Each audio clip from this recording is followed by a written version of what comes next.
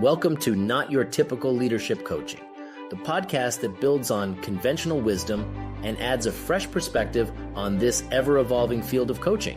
Are you fed up with advice that doesn't really get to the heart of the matter or really get you?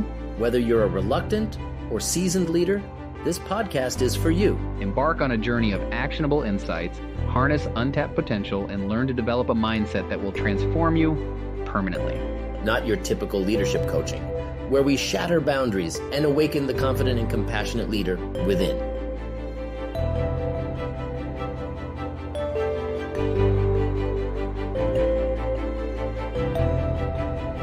Marty, I'm really looking forward to talking about our topic today, As am I. which is the life of a life coach, The life of a leadership coach, the life of a results coach. the life of a coach. Yeah. And if you're listening and you're a coach, great. See if you can apply this to yourself. If you're listening and you're not a coach, consider that you might be more of a coach than you think you are. You might have something in common with us. Yeah. Yeah. The life of a coach. And so before we hit record, we were talking about what are some of the things what are our talking points? What do we want to talk about? And so let's start with the first one that you mentioned. The life of someone who has the training to be a coach is the life of a coach. Mm-hmm. And so what responsibilities do we have knowing that craft, knowing how to be a coach? What are those responsibilities? Because what we've been trained to do is it's very powerful. There's responsibility involved. Wherever there's great power, there's great responsibility, kind of thing. So it's ironic because on the one hand, what we're trained at is something, it's so basic, like how to live a powerful life as a human being. It's super basic. It's so basic, it's not even taught in school, right? It's assumed that everybody should know how to do that. I wonder.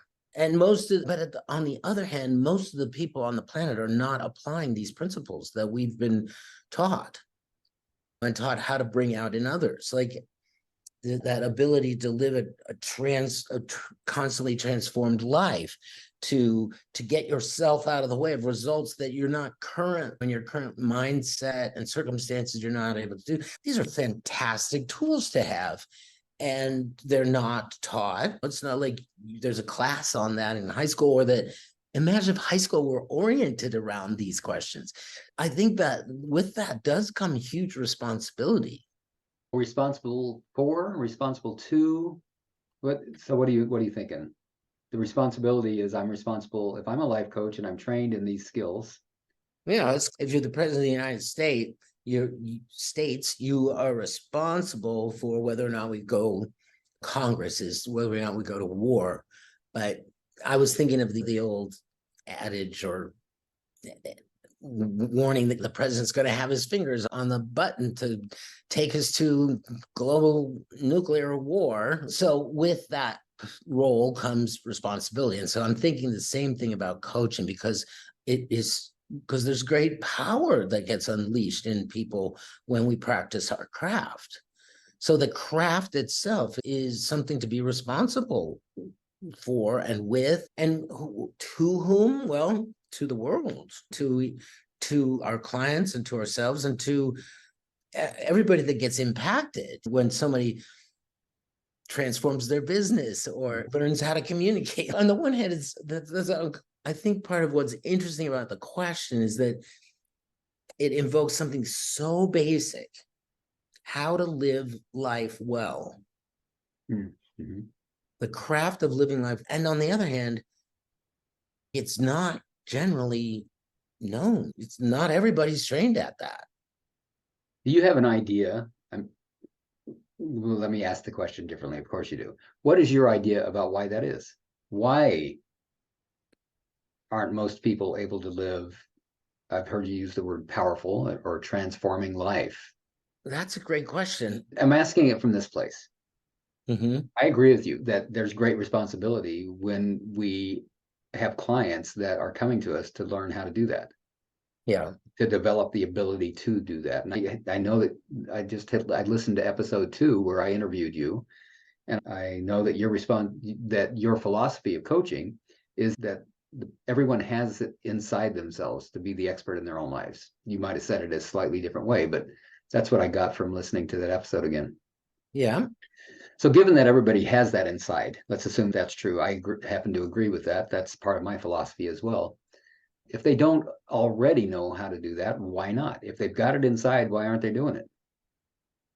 Yeah. For one thing, I think it's the human condition. As we've developed these huge brains and the capacity to have imaginations like crazy, we can imagine going to the moon and then build a technology to get there.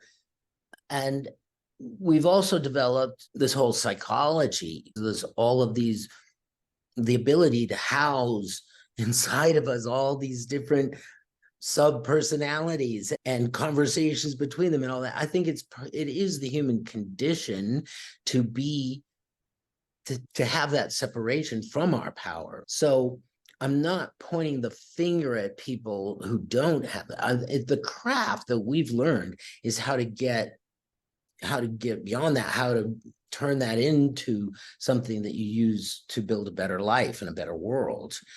And I think that the reason why more people don't have it is just because we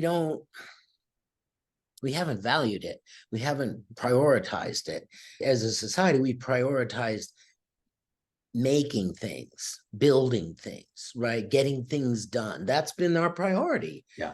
But it doesn't matter if people are hurting each other left and right at the factory. Just get the cars made. That's what's important. And go home and work it out on your own. And so that ability to be transformed in every moment just hasn't been prioritized. I think if you look at a community, I was watching a YouTube video about a small community in Malaysia, a Muslim community actually, where everybody, we would say it's like third world, but everybody in that community practices meditation together. Everybody in that community participates in supportive relationships, like coaching relationships, like with you or somebody else's apprentice, with the master at making shoes or building boats or fishing. And so there's this tight weave in which everybody gets empowered, and the spiritual dimension of it allows people to see their connection not only to each other but to nature. And there's a lot that gets covered in our coaching calls that they get just by being members of that society. But because we aren't in that society or one like it, people need coaching.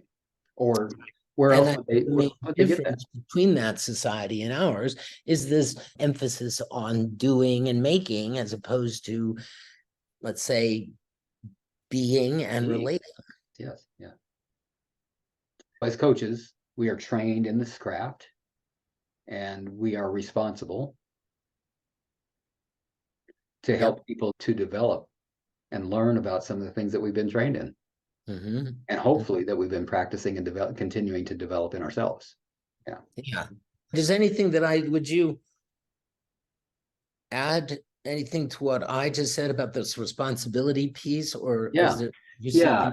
As I was listening to you, I should have been taking some notes, because I was thinking about, even on what I heard you say was like pretty broad and global. What I heard partially was, we have this problem in society, really, where what's valued where we live is doing rather than being, is productivity rather than relativity. And I was thinking about, in the actual relationship between a coach and a client, what is the coach responsible for? And I think that it's dangerous even for the coach to indicate to a client that they are responsible for the results, that the coach is responsible for the results, because they cannot be. No matter how great the coach is, no matter how well they relate to the client, and no matter how much success they have in helping the client to get these new concepts and implement and integrate them into their lives, if the coach is taking responsibility for the results, or if the client is under the impression that the coach is responsible for the results, then one of the most important things that the client can learn has been lost, or at least it hasn't been learned yet. And that is that we each of us have to be responsible for the results that we get in our lives, the experiences that we have in our lives. Not only is it not possible. That's interesting. I'm sorry. May I break in? Sure, go ahead. If you'd rather I don't, say so. No, come.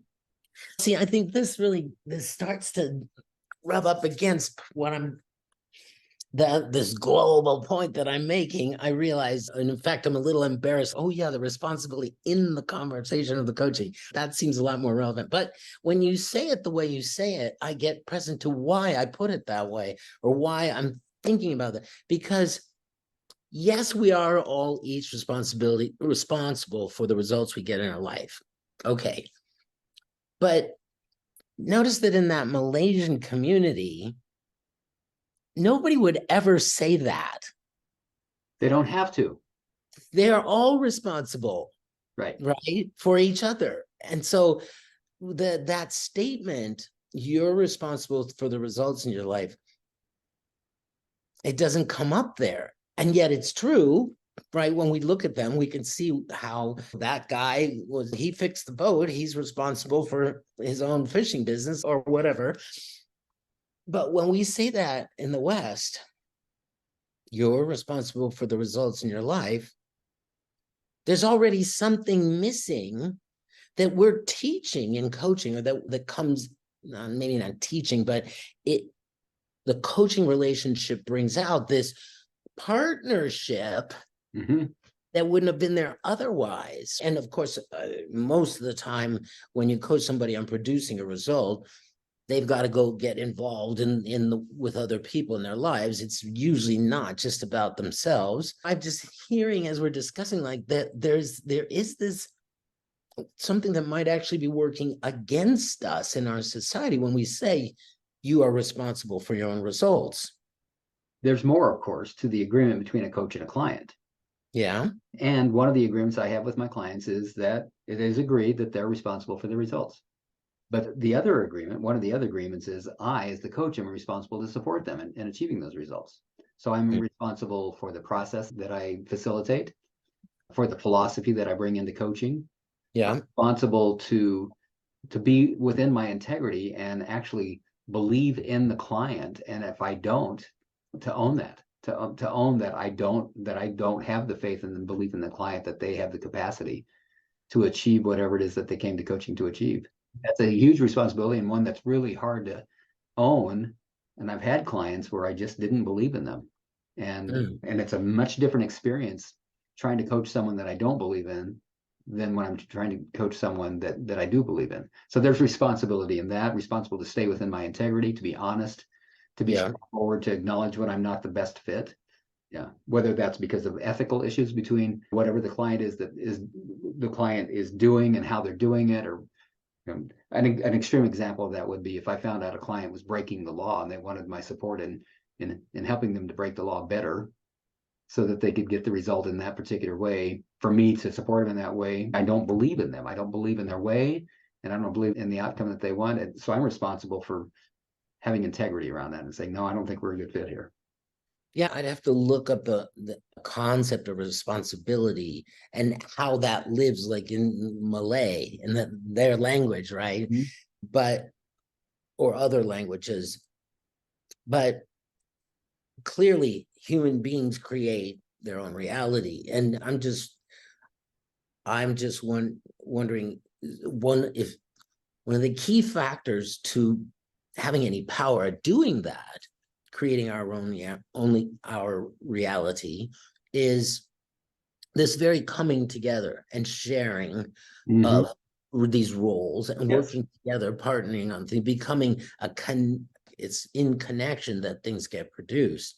Even possibilities are seen in connection.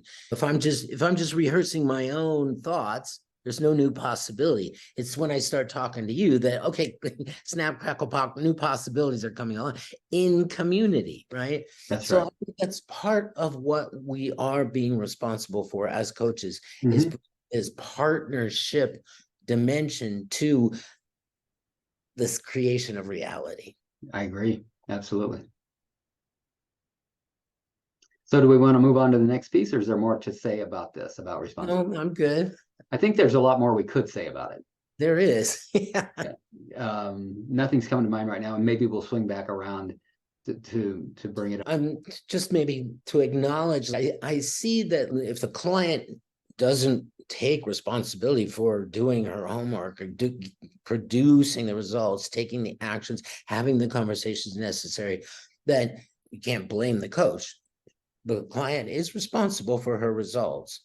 I get that. I get that. Yeah, one of the things that comes up in marketing, you're in business for yourself, Marty, I'm in business for myself. Marketing just simply means getting the message out that I do this thing and I help people get these results. And this is how to do business with me. That's essentially, I believe, what marketing is. Would you agree? Yeah. So one of the things that I've learned about as I study marketing is that often it's a good idea to offer some sort of a guarantee. So this question of who's responsible for what comes up. What could I possibly guarantee as a coach? And I have always shied away from offering guarantees because there is no guarantee that the philosophy that I bring to coaching, the commitment that a client makes to taking actions, their ability to go inside and be with what's in there and learn from that and develop into change is completely out of my power. It's completely out of my hands. So I guess what I'm saying, I'm not responsible as a coach. Really what I'm saying is there are certain things that are beyond my power and influence that the client it's entirely up to the client. Right. And I grant you, this is a much more global kind of thing that I'm pointing at. But in a world where everybody says, well, I'm not responsible. If everybody was not responsible, then we wouldn't get anything done. So we do take responsibility for our end of it. And we do point to this phenomenon wherein things like possibility and results only happen in connection. So we're talking about the life of a coach, the life of a life coach, leadership coach, results coach, whatever kind of coach we might be. And what we've talked about so far is responsibility. What are the responsibilities of a life coach, given that we have the training and that we have, and that we're getting paid to help people in their lives in whatever area that they want? I guess one more thing to say about that is that the coach also has a responsibility to stay with what is important to the client. The client comes to coaching for a specific reason. If the coach believes that the client could benefit in another way, and that ends up overriding the request and the desire of the client. That's not coaching anymore. That's not coaching anymore. That's something else. But it's so easy to do. It is so easy to do because it gets interesting. Let's say a client comes, I'm coming to coaching, because in the area of career, I find myself in the middle always. I'm not at the bottom of the pile. I'm not at the top of the pile. I don't want to be in either place. I'm in the middle, but I want to feel better about what I'm doing, and I want to feel like I've got a purpose. So that would be an example of a reason someone might come to coaching. Sure. So as coach, if I'm hearing that, it's going to be my responsibility to really understand the desire for that change, to get underneath and help and in so doing, help the client get underneath what's behind it, and then collaborate in connection and community with that client to find a different way, to find a way for them to have the outcome results that they came to coaching for. And the same goes for the session itself. A client comes into a coaching session with a coaching request or without one. But the overarching purpose for the coaching in the first place started out as, I don't want to be at the bottom or the top or the middle, really. I want to feel like I've got a purpose and that it's making a difference, if that's what the client's original request was. And if that changes, the coach is responsible for acknowledging that. Is that still our focus, or has that changed in our coaching relationship? Right. And often it does. So the coach, I believe, is responsible for holding a container, the container of safety, the container of structure, and the container of process. Process it, that right. It is our responsibility in the relationship as coaches to be monitoring, where is this conversation going? Is it being productive? Is it producing? Is it going in a healthy way? Is it staying on task? All of that. I do give a money back guarantee in my contract. I do guarantee. What is it that you guarantee? That they will get the results that we agree on if they attend all these meetings I see. and do the homework. That's what it says. If you attend all the meetings and you do all the homework, then the results that we've agreed to by, it's usually by the second or third meeting. If you don't get those results and you've been coming and doing the homework, that's on me then. That's not your fault. Yeah. So I do give a money back guarantee, actually. That's a lot of confidence.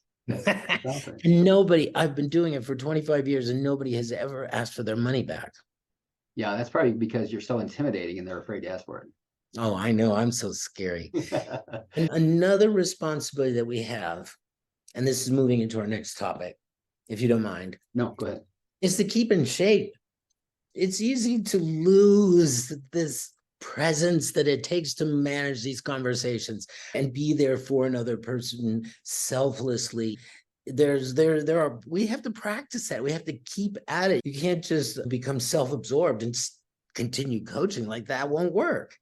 So there are ways like calisthenics speak that we do to be in this game day in and day out. And so I think that we have, and that's part of our responsibility as coaches. So what do you do? What do you do to stay in the mind and in the spirit and physical shape that you need to be in to do what you do? As far as the mind goes, I do a lot of reading, listening to or reading a book, and at least one or two at a time. Some of them are around running my business. Some of them are around the different modalities that I use within my coaching. Some of them are in support of the trainings that I've been in the past and continue to be in. Right. As far as emotionally, what I do is I use the model that I use in my coaching with my coaching clients, which is internal family systems, so that when I notice something happening inside of me that I didn't consciously pick to have happen, I know that I'm being influenced by a part of me that's having its own reaction and influencing me in such a way that I may do or say something that doesn't really reflect my true authentic self. So when that happens, I pay attention to that and I do the work that IFS has shown me how to do, which is to go inside, get curious about the part of me that's gotten activated, see what it needs, and see if it maybe even needs some healing. And so I'll do spot therapy sessions. I've got my own coach. I think maybe one of the, and when you interviewed me, I think I said this several times throughout that conversation, that the most important thing that I can do to stay in shape is do my own internal work. What about you? No, I agree with everything that you just said. I want to say something about doing your own internal work definitely is probably number one, but having as broad a view of the client and their life. So again, I'm going to the global. Yeah. But seriously, I think it's an important thing. If I and as a coach, I get mired in the personality conflict and side with my client, that's not really helping them. I need them. Right. I need to be above that. I need to coach their relationship with their boss or their wife. And that's what and so and if I don't know the range of, at least something about the range of possible ways that companies can resolve these kinds of issues, and I just know one, or I'm just pounding out the one that my client knows, I need to know, look, there's a lot of other ways this could go, right? And so that we can, I think, that global perspective, there's a lot of other things possible. I think so whatever keeps me in that, being well-read, clearing my mind, meditating, being well-informed, experiencing other cultures and languages, I think that helps me as a coach. Absolutely, especially now, thanks to the pandemic, that you, like I, are doing so much of your work on Zoom, which means that we don't have the boundaries that we used to have. How many international clients that you have, but I've been working with more international clients in the last 3 years than I ever did in the first 10 that I was a coach. Yeah, I know that I've gotten better at this with age too, and it's helped me. I do coach better now. I used to follow more of a formula for business development than I do now. Now, when a client comes and wants to develop their business, I know a number of ways that we could do that. It's not just some one way that everybody's got to do. And And that's because of experience. That's because of having coached a variety of people and seen the different ways that that can happen. Yeah. Yeah. I would have to say, Marty, just based on your comment just now, that of all the trainings that I've taken and of all the books that I've read, of all the coaching that I've gotten, that the most effective way to improve as a coach is to coach people Mm-hmm.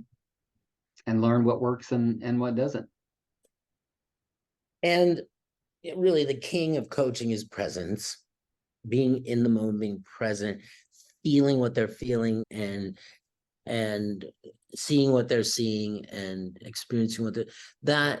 If we're talking about what we need to do to stay in shape to be coaches, staying present is probably the king. Yeah. Yeah. Because it's in that presence that curiosity is going to show up. And that's what informs the questions. I believe that also what informs the questions, however, is the coaching objective. Mm-hmm. I'm hearing from the client that they're having this experience over there, and I'm listening and I'm feeling what they're feeling and I'm understanding what they're saying. And I feel like I've got their perspective. And how then, from curiosity, but with a little bit of an agenda, how does what we're seeing right now and talking about reflect on the objective for the session and the objective for coaching overall?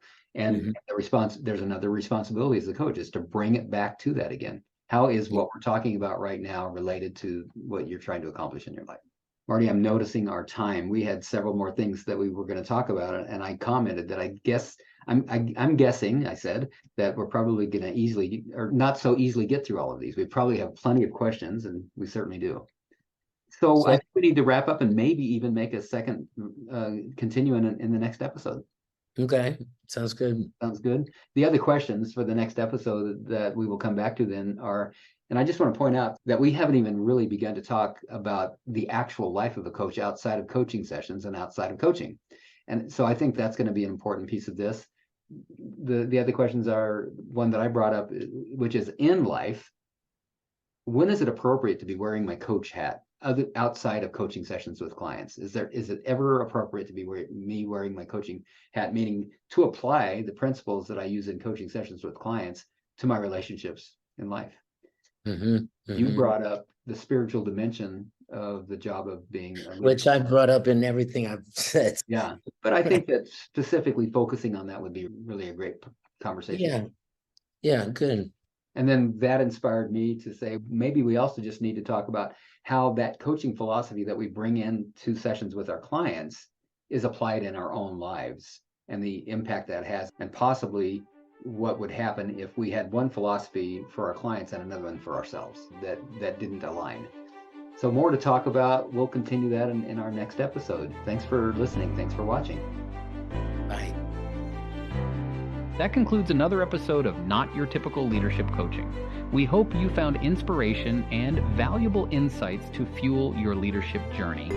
Remember, true leadership is not about you. It's about empowering others.